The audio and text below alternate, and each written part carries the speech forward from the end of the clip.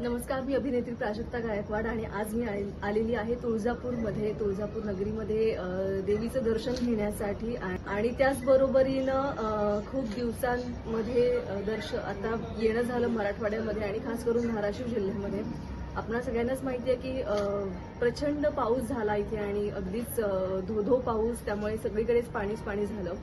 अनेक शेतकऱ्यांचं शेताचं पिकांचं खूप नुकसान झालं.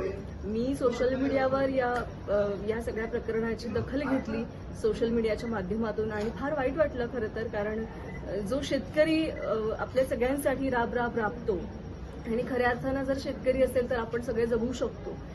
त्या शेतकऱ्याची खऱ्या अर्थानं आता त्याला खूप मोठ्या संकटाला तोंड द्यावं लागलं. या सगळ्यामध्ये आपण त्यांच्या पाठीमागे अगदी खंबीरपणे उभं राहिलं पाहिजे.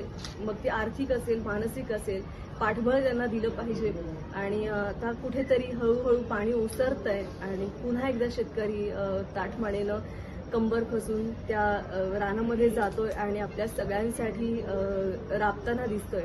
त्यामुळे या निमित्तानं देवीला सुद्धा मागणं मागितलेलं आहे की अशी पूर परिस्थिती पुन्हा उद्भवू देऊ नकोस आणि ही तुझी सगळी लेकरं आहेत, त्यामुळे तूच त्यांचा सगळ्यांचा सांभाळ कर आणि इथून पुढे पण जे काही प्रोजेक्ट्स मी करेन तर ते तुझ्या आशीर्वादाने सगळे सक्सेसफुल होऊ देत, असं मागणं मागितलं.